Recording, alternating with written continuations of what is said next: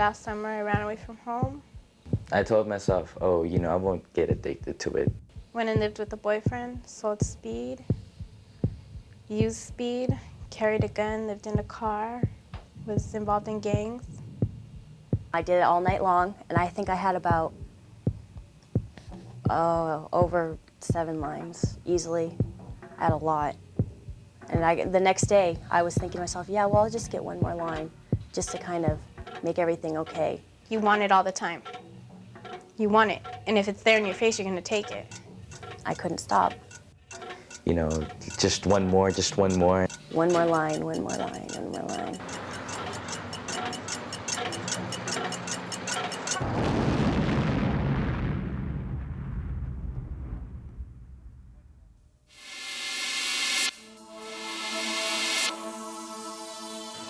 It's like the runaway bus, a mad driver, and a bomb ready to explode the second you slow down. It seems like a safe bet at first, but the ride goes wildly out of control before you even pay your fare. You hear about people doing speed for like 4 years, 10 years, and they're not dead. So, what's doing it like once or twice, right? But then, I don't know, it just adds up. You just get addicted to it, and that's all you look for. Haley got on the bus. She got in deep, and she got in fast. Her mom couldn't understand the strange transformation that turned a sweet little girl into a drug addict. She was always anti-drugs, She grew up as a Girl Scout, and we talked about drugs. We'd seen a lot of people go down by drugs, and she always said, oh, I'll never use them, I'll never use them. And finding out that she did, it was just like, how could she do this? I really believed and thought that she meant what she had said. It broke my heart. My sister was in a car accident. She almost died. My older sister left home. My dad passed away, and I felt nothing was going my way. So I started using drugs. I ran away. I did whatever I wanted to do. She was throwing her temper tantrums, ranting and raving, yelling and screaming, kicking the door, yelling at her sister, yelling at me.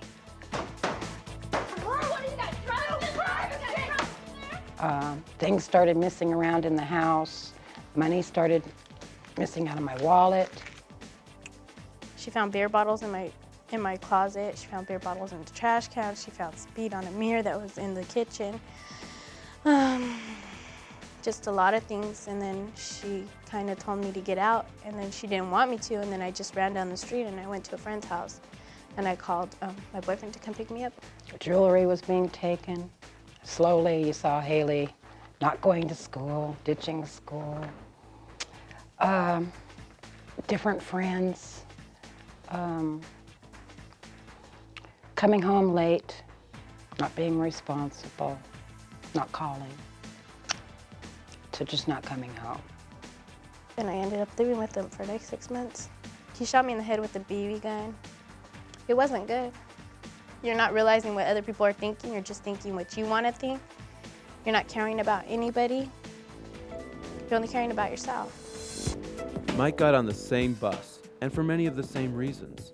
He used drugs to deaden the pain, but the drugs only magnified the pain, till he encountered his own explosion.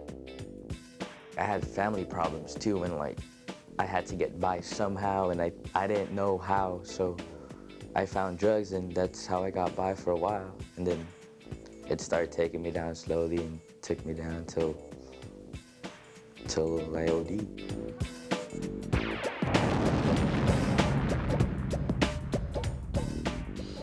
This kid overdosed how many times? 2. His heart stopped how many times? 2. And he almost died, and they had to shock him back to life. It was once we just had a grip, we had a lot, and we had this stupid contest who could do the most lines, the biggest lines, the longest lines, and then which I did about 4 lines, 4 lines, and all of a sudden it's just I started trying to catch my breath, and then I went to the hospital, and then from that point on I didn't remember anything till I was till I saw myself lying down and everything like was on me, like, you know, IVs were like coming through me.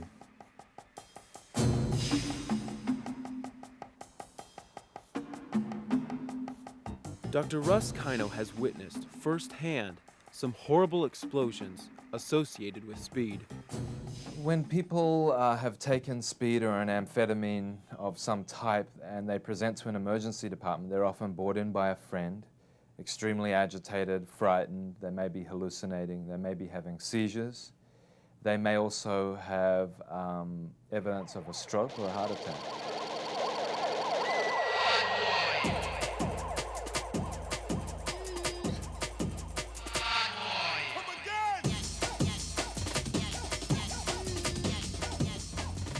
A young African-American gentleman who was brought in who had overdosed on speed, and he was very agitated. He was actually brought in by the police.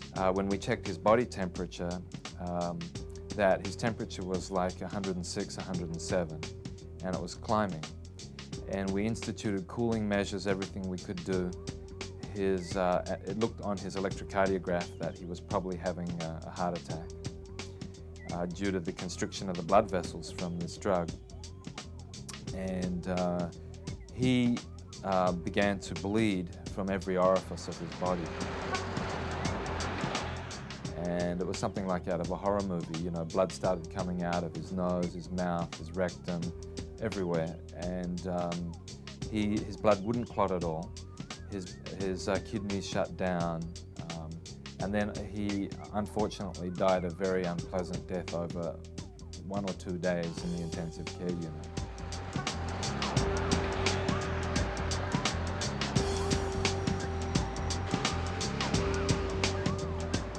Alyssa found out that the bus takes you places you don't want to go, and speed takes you to the fast lane to hell.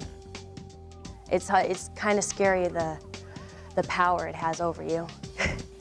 It controls you. You have no willpower. You just have to look at it and you're just like, it all happened just without me even realizing what was going on. Just because when you are on speed, you just kind of don't really notice, because all you care about is yourself and you're just doing your own thing. And then all of a sudden, before you know it, you're messed up. Moved in with my boyfriend, let him beat me up.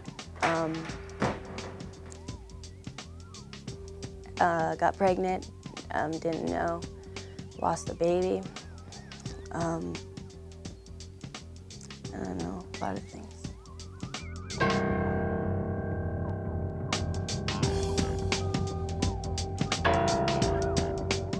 I had a best friend die off it. You go insane. That's the only way to say it. It affects you so much that from hiding your feelings for so long that you lose it.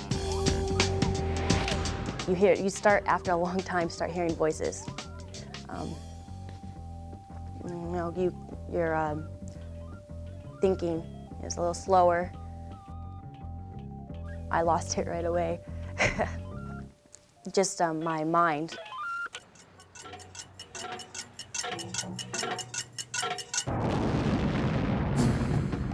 You don't look healthy, you don't eat. You get scabs all over you, all over your face, all over your arms, all over your legs.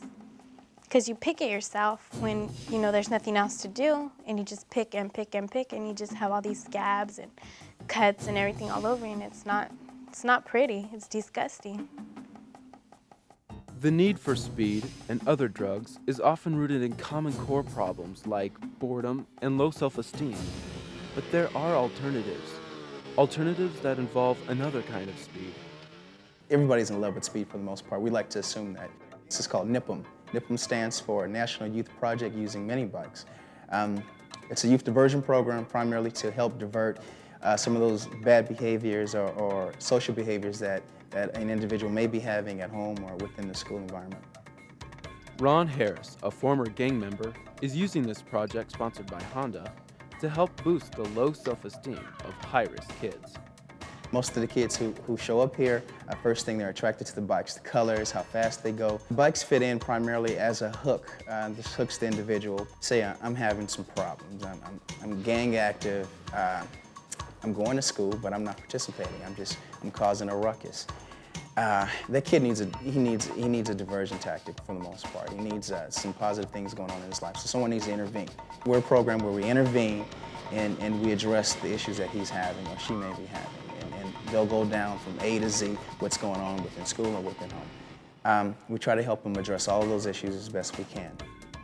At the same time, we're introducing them to new things: conflict resolution, anger management. Teach them the word versatility. Attempt to be versatile.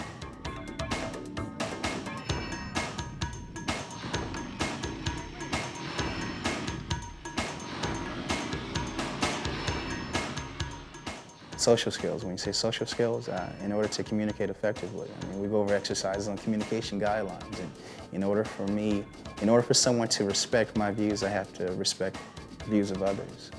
Working on my self-esteem, understanding that I am somebody, I can be somebody, I have to believe. And with any kid, I mean, you'll see a kid that's not too sure about doing some things, but what happens once that kid starts to believe in himself, believe that he can accomplish, once he sees that, he believes it, then this kid can go on and excel to do some great things. I mean, there are no limits.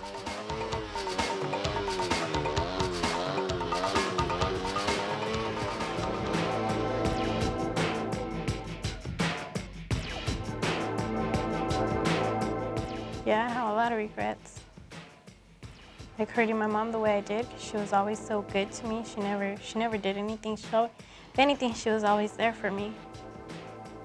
I had no trust, I had no faith, felt alone, scared for her, absolutely scared for her. Sleepless nights, you just wouldn't believe, not knowing what she was doing, what happened to her. If I was going to have the police calling me or coming over to the house telling me she was dead. Once you're off those drugs, you don't have a single friend. The only person that's going to be there for is your mom, your dad, or your sister. It kind of like separated me from my family. It's like, because I had my own thing, you know, which was the drugs, which was, you know, I had my own life. And then like, I didn't communicate with my mom or my dad or my brothers or my cousins, you know, so I was like, I wasn't like really communicating with my family for a while. I lost a lot of friends. I lost myself and my family, most importantly. My mom was there when I needed her to pick up my pieces for me. I just want to tell my mom that I love her. I love you too. Yeah. Okay, now